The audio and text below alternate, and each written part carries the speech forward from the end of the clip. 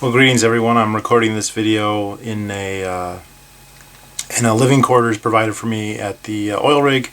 I have almost no internet connection here. When I'm at work we have some, but it's too slow to watch or upload videos or even do things like have chat conversations. And when I'm not working, the only internet I have is through my phone, and it is very, very poor. So this is shaping up to be a very long well. I suspect over a month.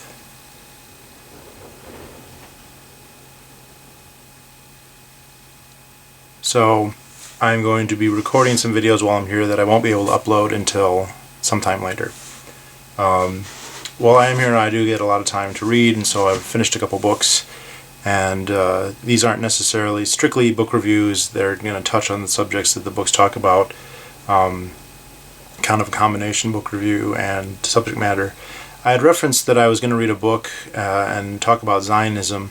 And having read the book, I decided that Zionism is too broad of a topic to address comprehensively, even in a video such as mine that can be an hour long, and I don't think that would even come close to scratching the surface on the topic. It's a little bit too broad.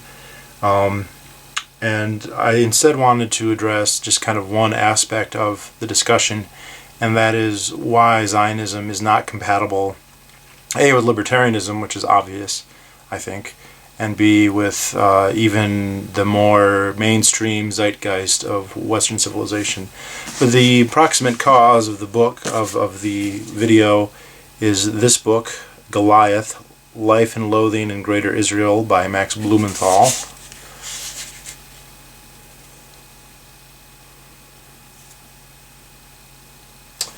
I think I heard about this book on Anti-War Radio, one of my perennial sources of excellent reading material.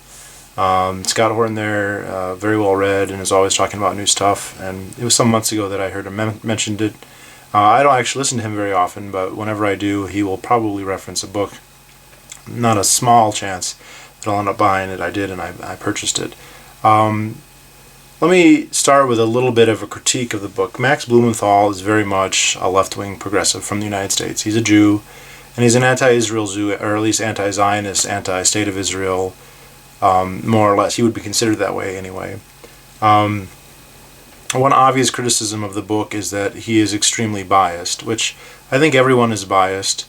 I think an honest observer will admit their bias, and that's something you don't get. One thing that he does repeatedly throughout the entire book is when he, and the book is interesting, it basically follows his time in Israel. He spent several years there apparently, and it just kind of, he talks about his experience flying into David Ben Gurion Airport. What is that like? What is the security like? What is it like to rent an apartment in Jerusalem or Tel Aviv? Or what is it like in the West Bank or in Gaza or wherever else? He spends a great deal of time talking about what are the protests like, what are the walls like, what are the roads like, and during his, odyssey, if you want to call it something more dramatic than it is, and he doesn't call it that, so I'm not, criticizing him for hyping himself in that way, but, he'll do tangents where he'll explain some of the history, about the founding of the state and of, various periods in it that are important. And so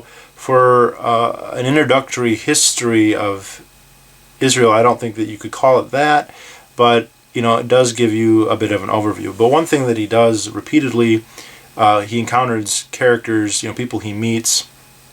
He talks about political figures, political theorists, people who are important and popular in Israeli history and world history for that matter. And everybody that he agrees with, he gives biographies that are very, very laudatory.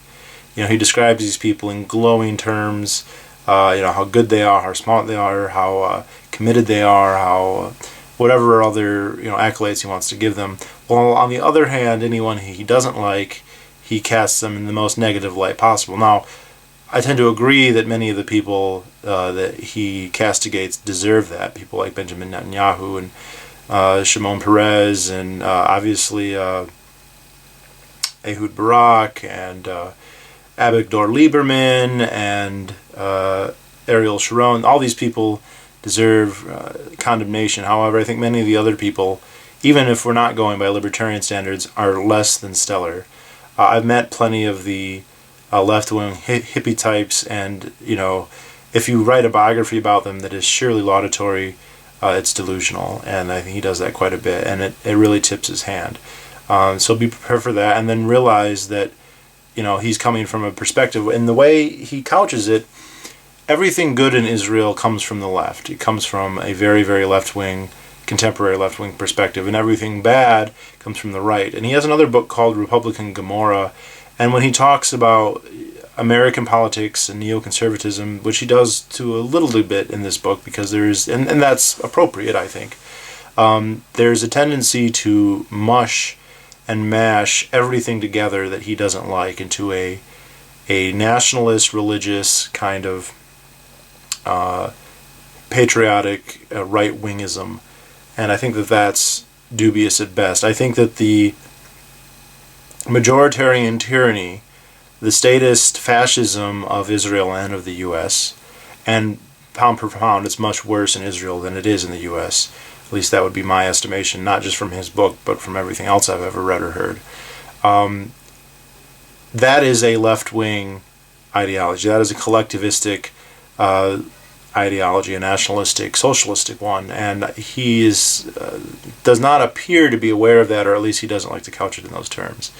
I do recommend the book if you don't know anything about Israel. I will say it's not comprehensive and it is biased, but it doesn't mean it's not worth reading, especially if you're cognizant of the bias.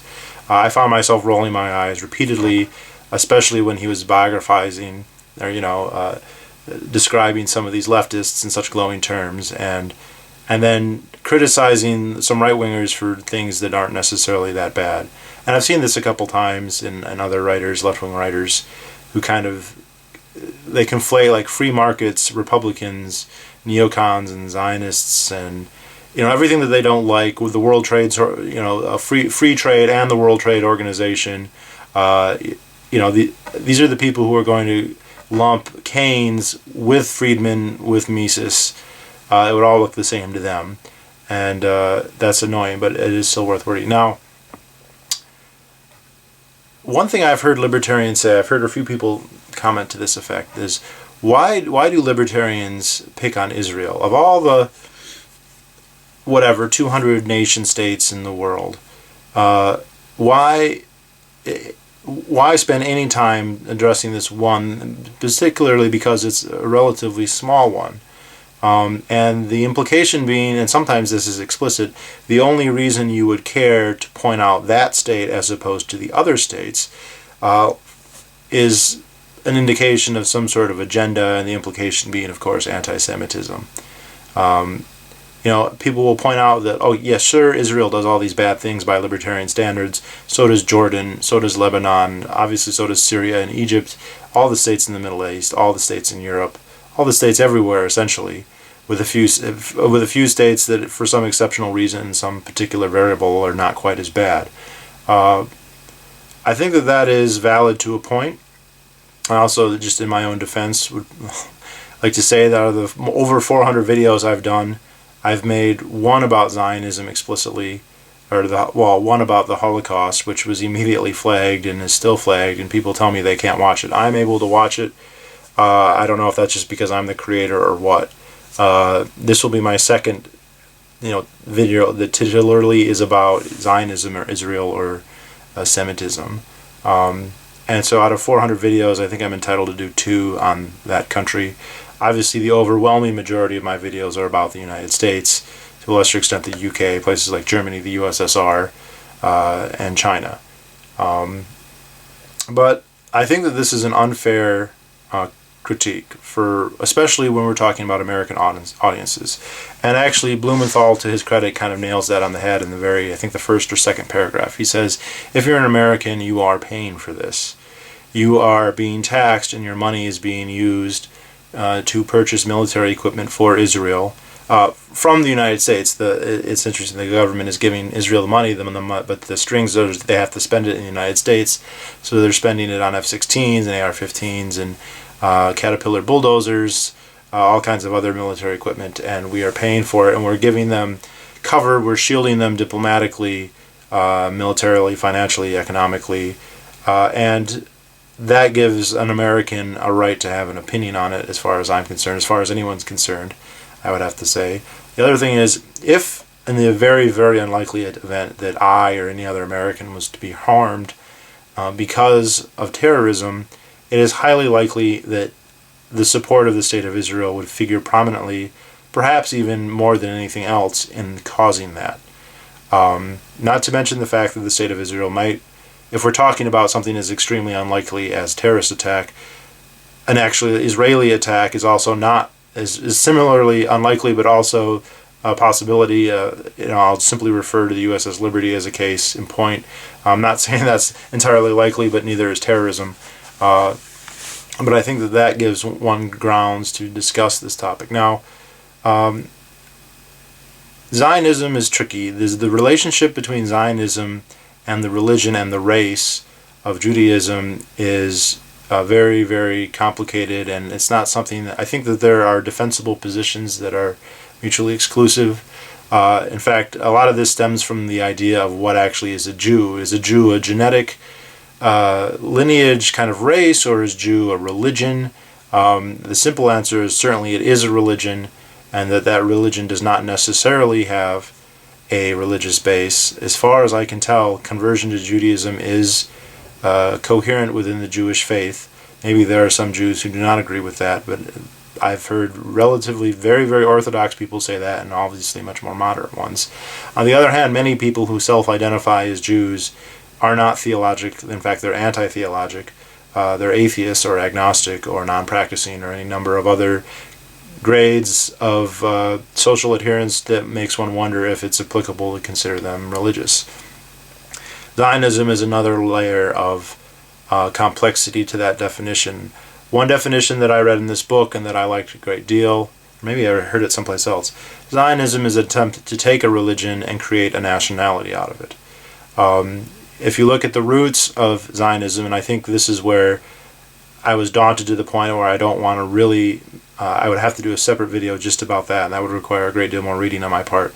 But you look at Theodor Herzl and some of the other, he's the most famous, but there's a whole gaggle of others who I can't name because I'm not familiar enough with the subject at this point, who looked at Jews primarily in Europe and thought, we're always getting persecuted, and what would prevent that is if we had a state where we were the majority, where we controlled the state, and then we wouldn't be persecuted. And where that state should be and how it should be formed, there were different ideas, different opinions. It wasn't unanimous among everybody that it should be in Palestine or the Levant, which at the time was part of the Ottoman Empire.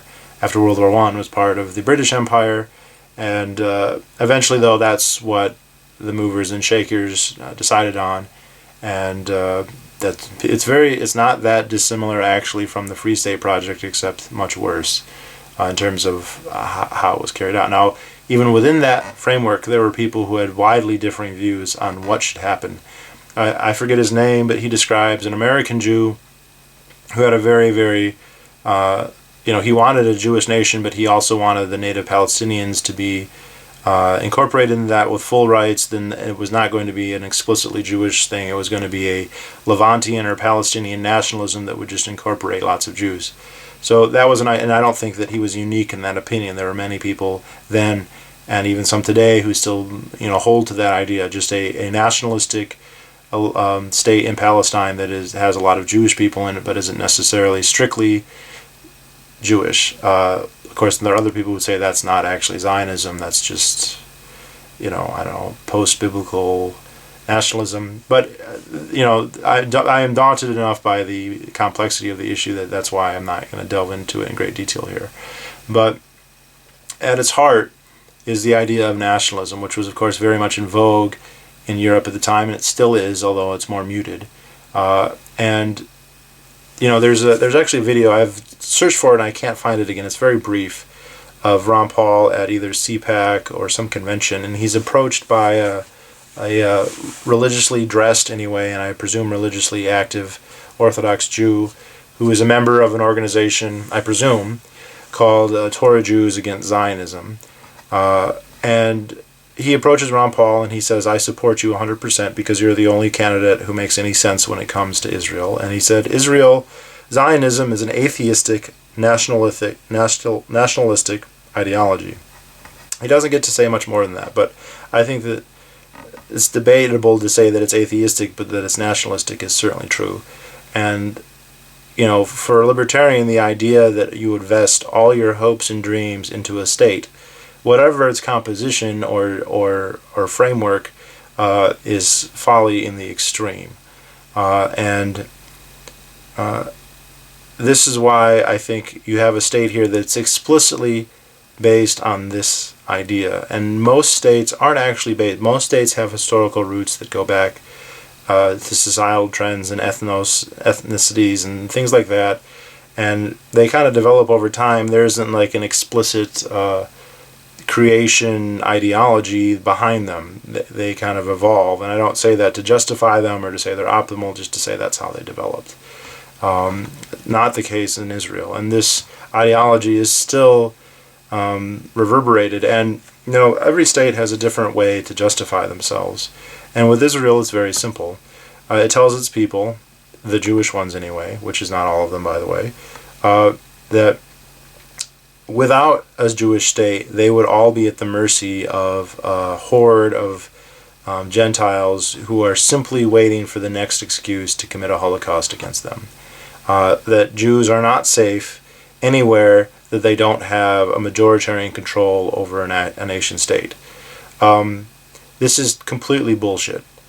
It is an utter lie. And, the idea, the Holocaust baiting that goes on to perpetuate this fallacy, strange credulity, it's utterly ridiculous. Talk about cherry picking.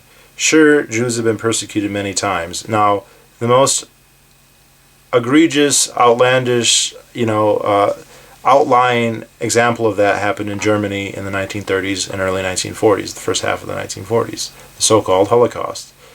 And please don't read into my calling it that. That is a unique event in terms of its scale and severity. And then the other one that they'll like to trot out is, say, the Inquisition or the pogroms in Russia. And it's true.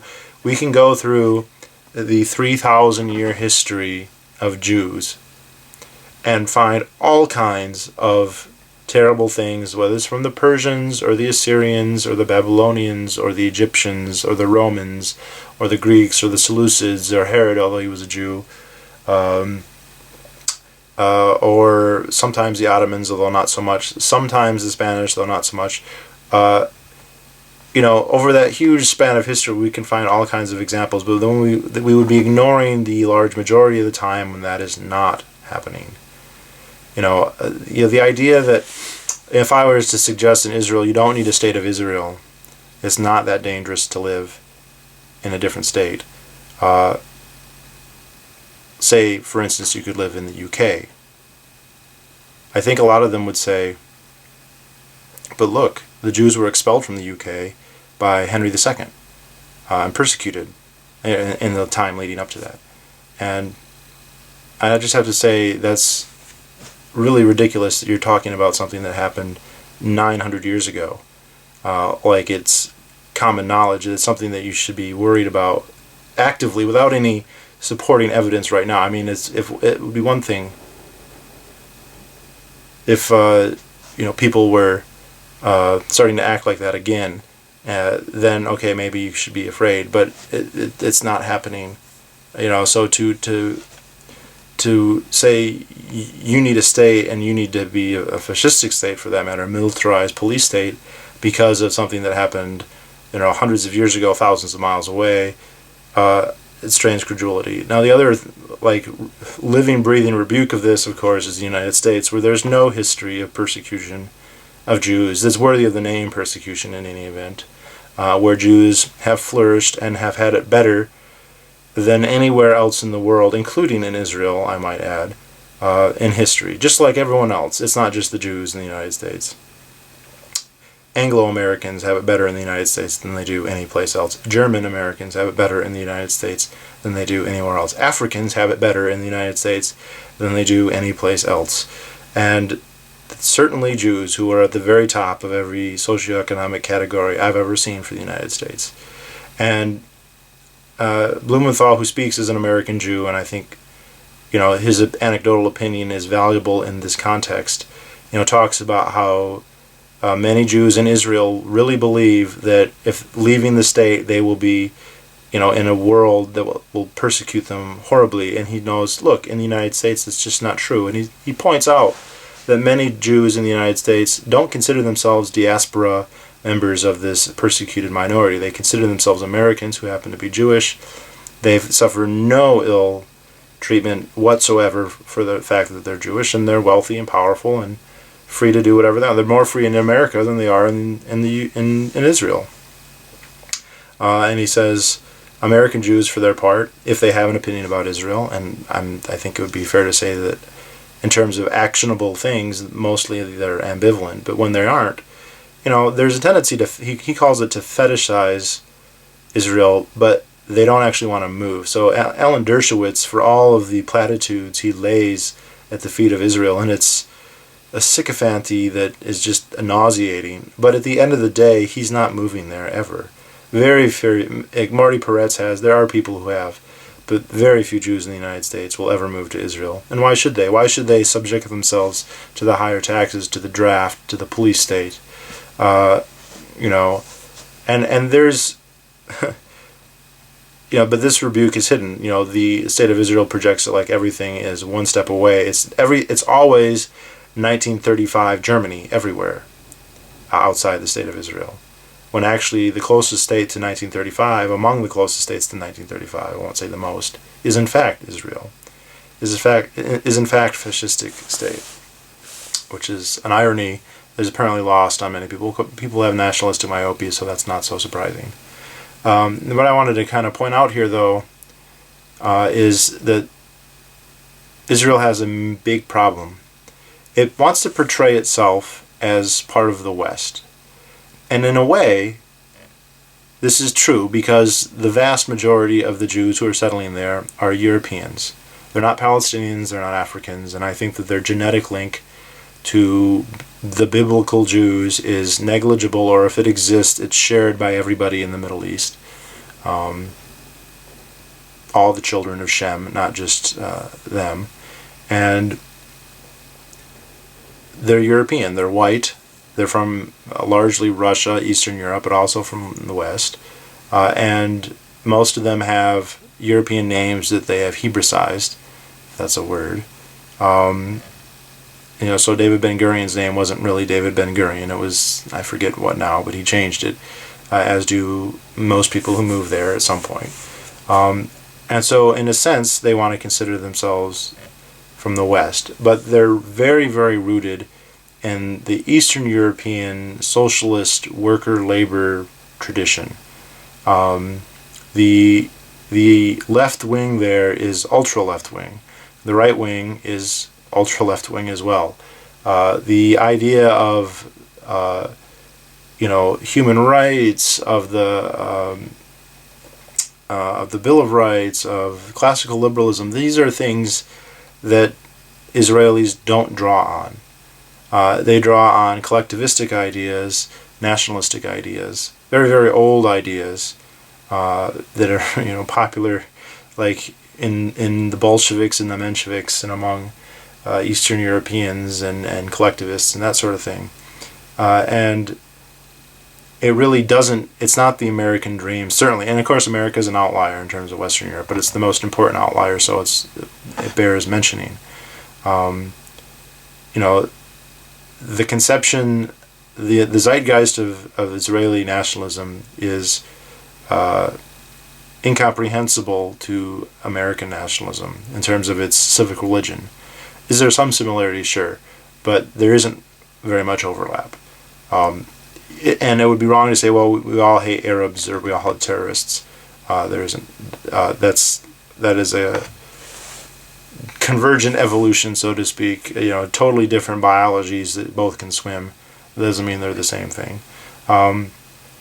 One element I think that is particularly striking is the ethnocentrism And to put it bluntly, to use an overused term, the racism of Zionism.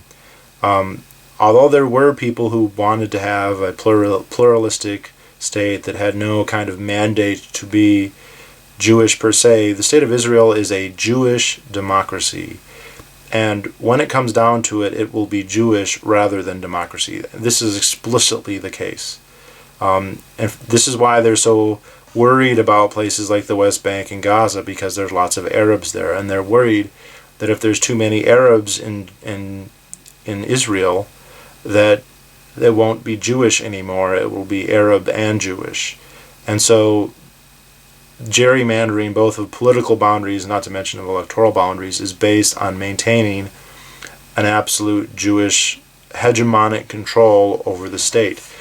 Do Arabs have representation? Yes, they do. It is made impossible for them to have enough representation to have any actual decision-making power. I think this is a wonderful demonstration of a critique of democracy, that you can get any solution you want as long as you control what the electorate is and how the electorate is won. And that's certainly the case in Israel, as it is everywhere. Now in Israel it's more obvious because the in-group and the out-group is much more explicit. The in-group and the out-group in the United States is not very explicit. There's a political class and a political elite, but it's not based on race. It's not even based on lineage, largely. There are people who, lineage-wise, there are families like the Bush and the Carys and the Rockefellers, but there are lots of people in there who don't have a family, like Bill Clinton, for instance. I don't think. There's conspiracy theories on that. It just makes it more obvious in Israel than it is other places. And it is interesting. Israel values its how it's perceived in the West so much that they expend a great deal of effort to control their image. I believe the term that they use is called Hasbara, to make Israel look better than it is, to make its apartheid and its fascism seem like something other than what it is. So they can say Palestinians can't drive on the roads, they can arrest Palestinians for being on the roads, they can have a 2-tiered ID system, actually like a 5-tier ID system, and say, well, on the top you have Jews, and on the bottom you have Arabs from the West Bank, and one rung up is that as Arabs from Israel proper, and one rung above that would be like Druze and Christians and maybe Bedouins, and then immigrant Jews or Jews from Africa, and then Semitic, or Sephardic Jews, and then at the top is Ashkenazi European Jews. But they don't call it racism. They just say, well, those people are from insecure areas, or there's border issues, or there's national defense issues, and that's how we can say they can't drive on the roads. He talks about an incident where he asked a guard, why are you arresting that Palestinian on the road? He goes, because the Palestinians are not allowed to drive on these roads. And he said, well, isn't that apartheid? He goes, no, there's no sign that says they can't be here. They're just not allowed to be here. Anyway, like Israel has these Hasbara trolls. They pay people to go onto YouTube and Facebook and up and down vote anti-Israel stuff or pro-Israel stuff. I have no doubt that I will get these people on these videos because they've come onto my previous ones, the other one I've done, just to make Israel look good. But it's not going to work in the long run, because, and I've heard people have mentioned this both as a good thing as a bad thing, but I think that just an indication that there's an element of truth to it.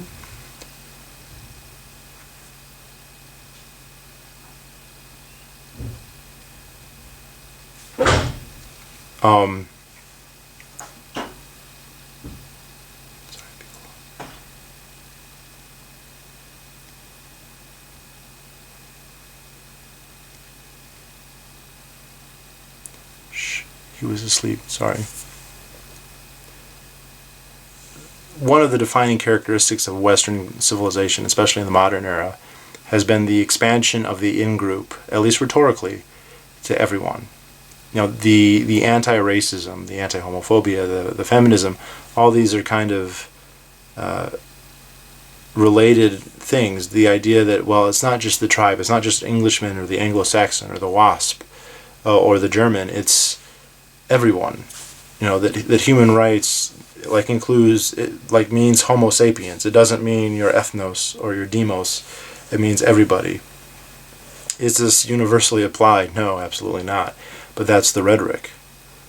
That's the rhetoric, and that's the motivating rhetoric of a lot of people, not just, it is for libertarians certainly, but it is, interestingly, for a lot of people on the left, although the way they kind of go about instituting this is through nationalism and socialism, which of course does not make any sense. But then you have the state of Israel, and that's not the case. It is very much an explicit Jews, and sometimes this is religious. There are people who have religious ideas that Jews are the chosen people.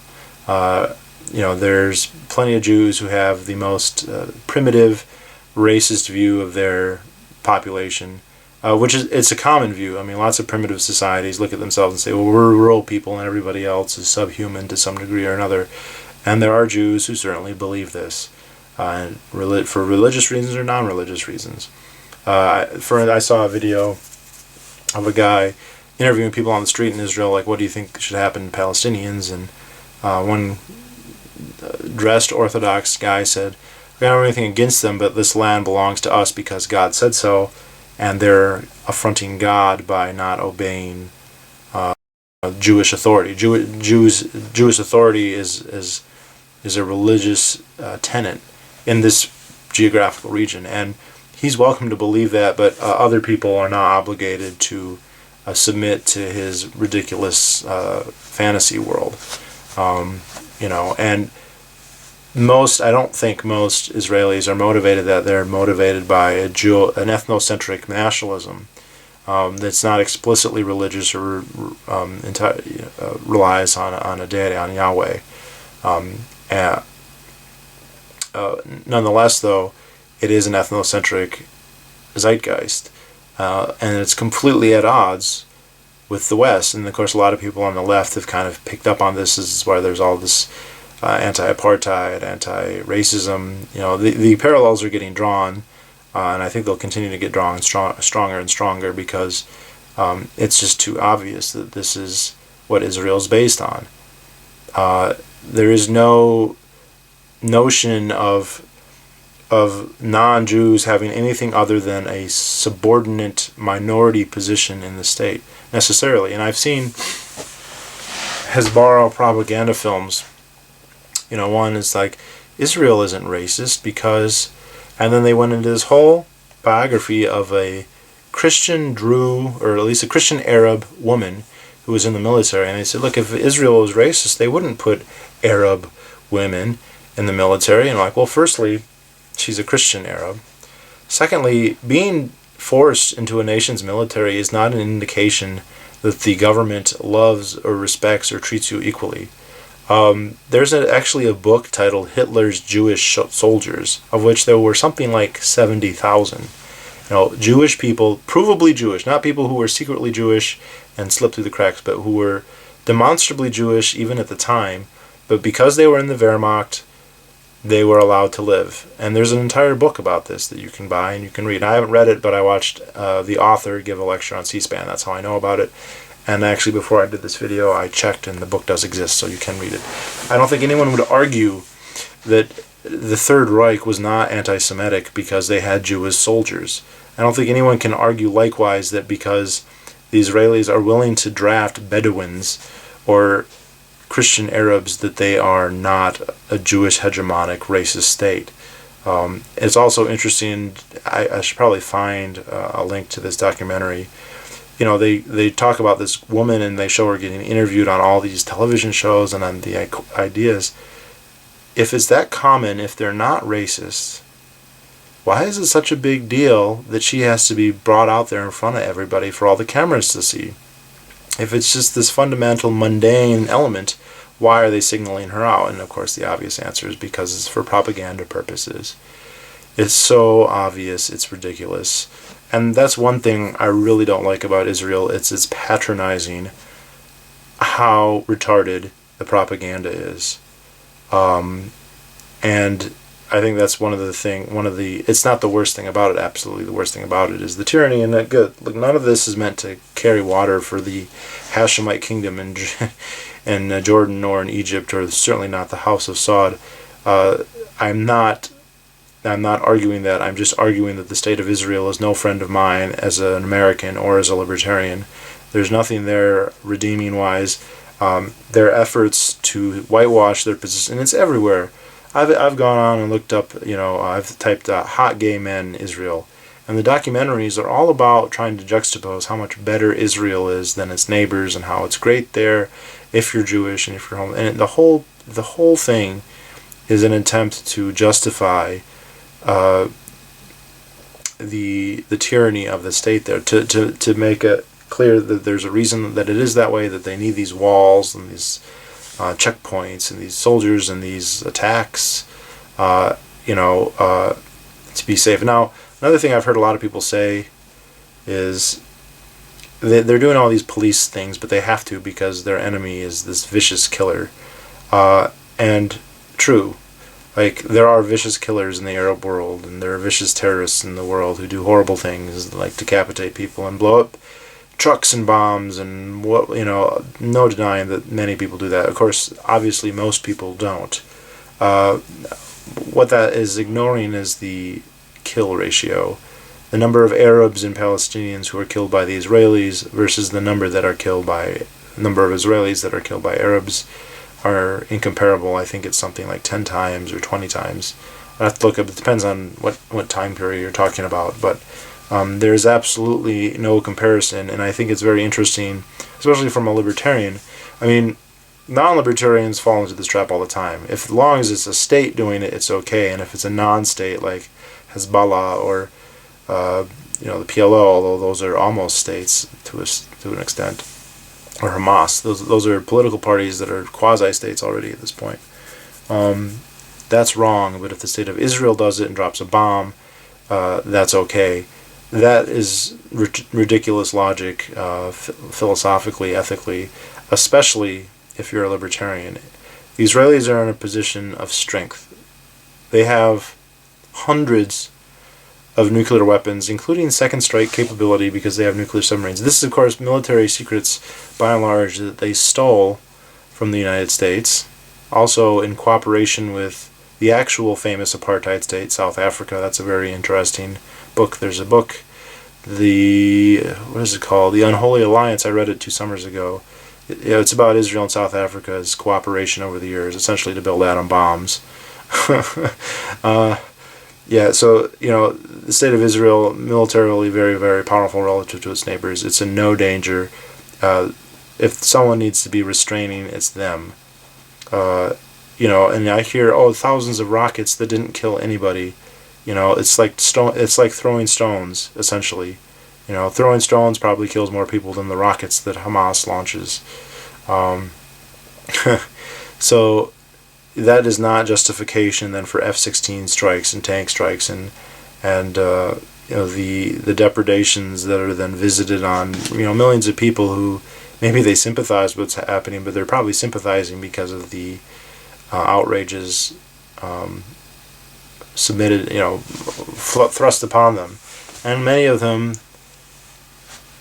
hate the United States as a result, and I can't blame them, because everybody knows that the United States helps Israel, and I don't know why. I don't know what the American state thinks it's getting out of it. I really don't. And Israel has nothing to give the American government except a headache. And this is the one thing where Obama is better than Bush, because apparently, even though he kowtows to an extent and the Israelis still pretty much get what they want, he doesn't like Benjamin Netanyahu. I don't know why that is. He's snubbed him a few times, and I'll take that. I wish it was more than that, but that's better than 100% kowtowing. I don't know why they do it. I don't know what Israel has to offer that's so worth that degree of trouble. And there are people in the bureaucracy who are aware of this. A very famous one would be Michael Scheuer, who's like, 9/11 happened because we help Israel.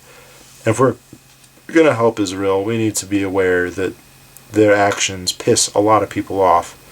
And it's not clear how we have a dog in that fight, why we should be getting bloodied for that. So, but yeah, I think ultimately, the rhetoric of the West, especially Western Europe, is one of inclusion of everybody. Not saying it is applied equally or very well, but that's the rhetoric, that's the zeitgeist. And the Jews only highway, the Jews only this, that, and that doesn't fly.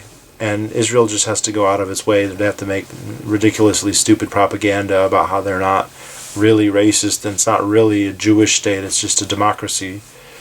For right now, just accepting the democracy isn't a horrible idea anyway. It's it's a Jewish democracy. It is a Jewish hegemonic state. And from the Americans' perspective, most of the new immigrants are from Russia. I guess the political parties in Israel have seen a kind of a Putinizing, where they've kind of started to take on the very overt nationalism of Russia, just because there's so many Russian immigrants. So there's whole other questions here about the right of return. I remember people saying, well, they're genetically related, so they have a right to come back. I don't think so. I'm genetically German or English and a whole bunch of other places. That doesn't mean I can just go back to Europe and have a right of return. And ultimately, we're all descended from mitochondrial Eve, and she's African, and that doesn't mean that colonialism in the 19th century was actually okay, because the Europeans are actually just Africans who lost some of their melanin, and they have every right to return, right? Correct? It's patently absurd, and it's not like the Palestinians don't have a genetic tie to the land. You're just picking. The people can go back 2,000 years and be like, oh, I trace the the historical roots of my name or whatever to that period, so I get to come back. I analogize it being from Michigan. Michigan, not that long ago, not 2,000 years, but 250 years, was part of New France. It was part of Detroit. Was founded by the French, for instance. And there are many place names in Michigan that are French. It's my understanding, there is a vestigial population of people who are of French descent, although it's very small because there were never that many who lived there, but a few. Including an anarchist in the 1880s that Jeff Riggenbach did a story on. He had a French name, but he was from Detroit. I forget his name. But they're very rare. But who would take it seriously if, the French government said, we're going to send 100,000 people to Michigan, and they're going to, let's just say Detroit, they're going to recolonize Detroit because it is, after all, a French city. It has a French name. It's pronounced, obviously, and they're going to rule over, the people who live there now can stay as long as they submit to a French authority. And if they can't, they can get kicked out. I don't think there are any Americans who would think that was made any sense at all, would be justified. But we're talking about something that's only 250, 300 years removed, as opposed to Israel, where we're talking about thousands of years. Now, there's another issue here. I do have a few subscribers in Israel, and I hope they get to this point in the video.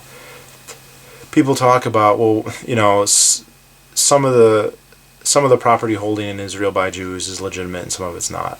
And while they say it's not all illegitimate, and I agree, it's not all illegitimate.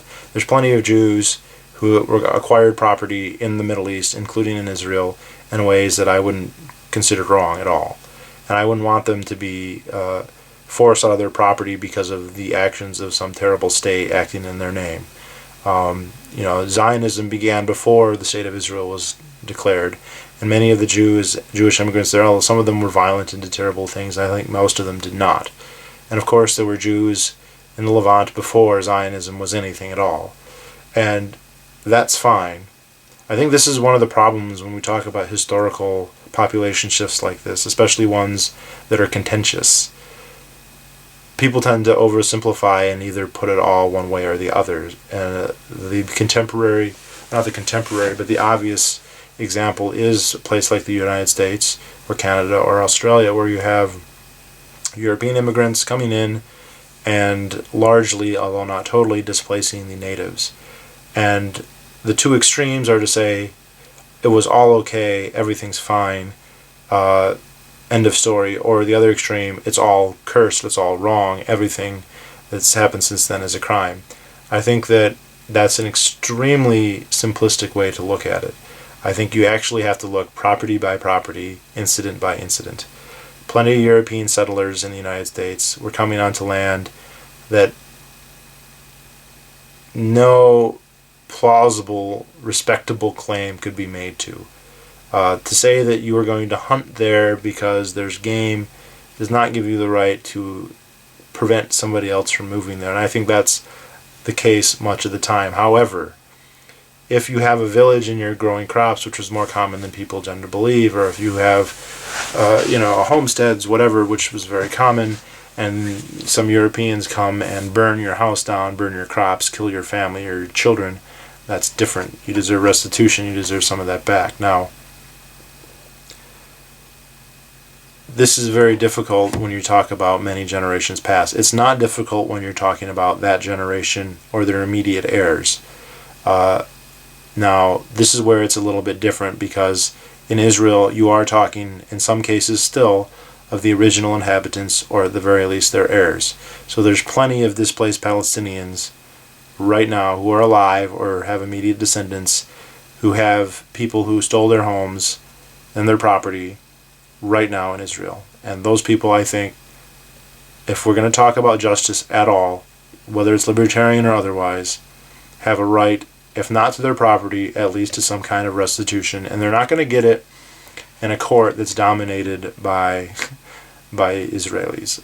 They're not going to get it in a biased, arbitration system like that. Unfortunately, they're probably never going to get it. Is the sad truth? But that's what they deserve, at the very least. And I would feel the same way about Native Americans seeking restitution. Now, you fast forward 200 years, I think it's hard not to think that the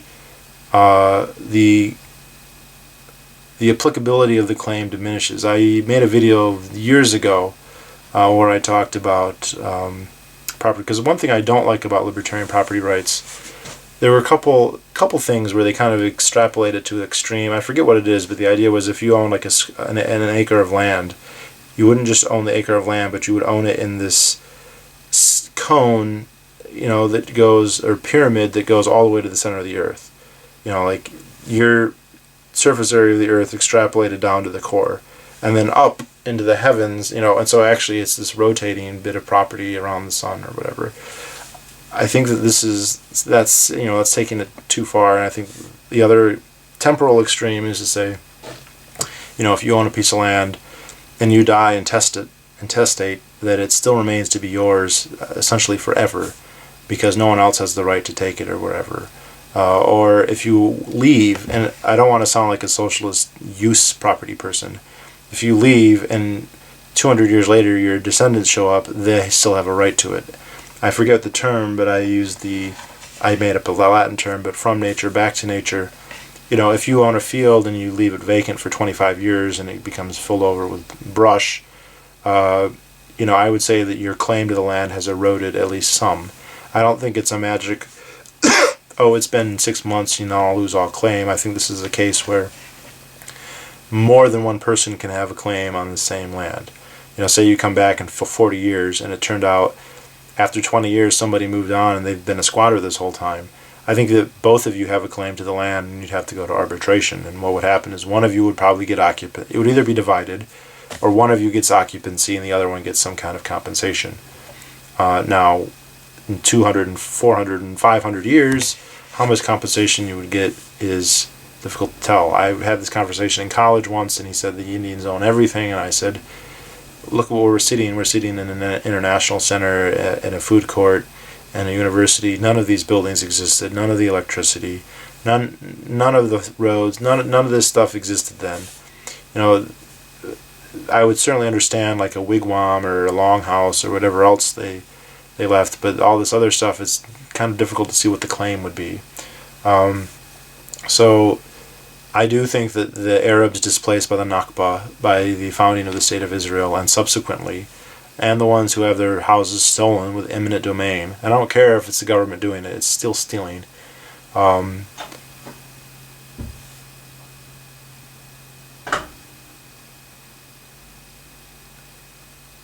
they have a right to restitution. And it doesn't mean that they get everything back necessarily. But to just say, and Israel says this, they want to establish what they call facts on the ground. They just want to kick the Arabs out, make it their land, and then say, oh, you know what, maybe this wasn't wrong, maybe this was wrong, but, bygones be bygones. And I agree that that logic works eventually, like after hundreds of years. Every year it gets more plausible, but that doesn't mean it's worked yet, and that doesn't mean it's justified to do. Just because time erodes sin doesn't mean sin is okay, to use a terrible theological reference. If we're going to talk about justice at all, you can't just say because the state of Israel did it that it's okay, or that it happened in 1948 or 65 or 68 or now. It's still happening right now in the West Bank. So, yeah, it's an interesting book. Obviously extremely biased, but that's not always bad. And that's it, I guess. I'll talk to you all later. Bye-bye.